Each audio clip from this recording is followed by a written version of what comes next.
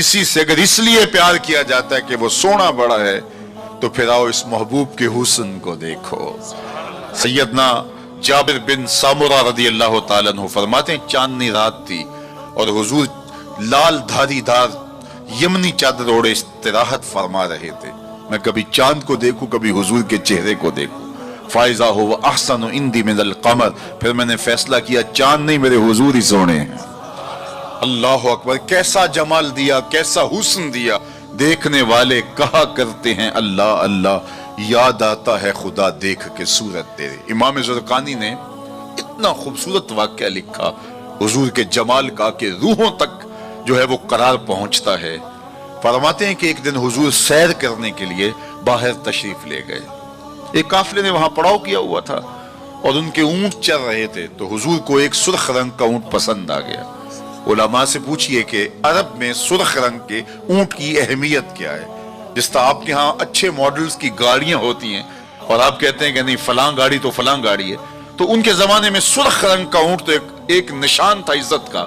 تو سرخ رنگ کا ایک اونٹ حضور کو آیا پسند، تو قافلے والوں سے پوچھا بیچتے ہو؟ انہوں نے بیچنا تھا یا نہیں؟ حضور نے پوچھا تو کہا جی بیچتے ہیں۔ میرے شیخ کہتے ہیں میں دل بیچا میں جگر بیچا جے پیارا محمد آ جاوے، نہیں میں اپنا سارا گھر بیچا جے پیارا محمد آ جاوے۔ انہوں نے کہا جی جی بیچتے ہیں، کتنے کا؟ اتنے کا سودا طے ہو گیا۔ کہا میں تاجرانہ غرض سے تو آیا نہیں تھا کہ قیمت ساتھ لے کے آتا، میں تو آیا تھا سیر کے لیے، اچانک تمہارا اونٹ پسند آ گیا، اگر تم میرے پہ اعتبار کرو تو اونٹ دے دو اور میں اپنے شہر جا کے اس کی قیمت بیچ دیتا ہوں۔ انہوں نے کہا کوئی اعتراض نہیں ہے۔ حضور نے اونٹ پکڑا، چل دیے۔ جب تک حضور جاتے دکھائی دیتے رہے وہ دیکھتے رہے، اور جب حضور نظروں سے اوجھل ہو گئے تو دلوں پہ ہاتھ رکھ کے کھڑے ہو گئے۔ پھر تھوڑی دیر کے بعد سکتے سے باہر آئے اور ایک دوسرے سے پوچھنے لگے کہ یار تم جانتے ہو اسے؟ جب کسی کو نقد سودا دیا جائے تو عطا پتہ نہیں پوچھا جاتا، اور جب ادھار دیا جائے یا تو آپ اسے جانتے ہوتے ہیں یا پھر درمیان میں کوئی ضامن ہوتا ہے یا وہ چیز کوئی گروی رکھتا ہے۔ کہا ایک شخص آیا اونٹ لے گیا، تم میں سے اسے جانتا بھی کوئی نہیں ہے؟ یار کسی نے پتہ پوچھ لیا ہوتا، اس نے شے گروی کوئی نہیں رکھی، کوئی ضامن بھی نہیں دیا۔ ایک بولا یار جب وہ باتیں کرتا تھا منہ سے پھول جھڑتے تھے، اذا تکلم رؤیا کالنور یخرج من بین ثنایاہ، میں تو وہی دیکھتا رہ گیا۔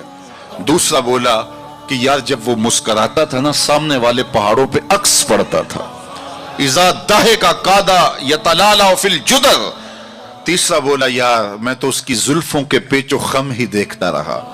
چوتھا بولا میں تو اس کی آنکھوں کے ساغر میں ڈوب گیا، کیا خوب سجن دیاں اکھیاں نے، کیا خوب سجن دیاں اکھیاں نے، جی میں پڑھ کے سرائیاں رکھیاں نے، تو اجے میرا یار نے ڈٹھا جنوں ویک کے چند شرم آوے، ادھی راتی دن چڑھ جاوے جیو رخ تو نقاب اٹھاوے، تے جیو نکلے سیر کرن نو سارا گلشن سیس نواوے، اتے دھرتی لف لف جاوے، جے ہاتھ پھلاں وچ رکھدا ہاتھ پھلاں تو ود جاوے، نین نشیلے مست رسیلے وچ سونا کجل سہاوے، اکھ اگڑے تے انج پیا جاپے جویں میں خانہ کھل جاوے، توبہ توبہ حسن سجن دا چال نہ چلی جاوے، بجلی ڈر دی لشک نہ مارے متا بے ادبی ہو جاوے، تے جے او کھولے پیچ زلف دے اتے راہی راہ پل جاوے، توبہ توبہ حسن سجن دا چال نہ چلی جاوے۔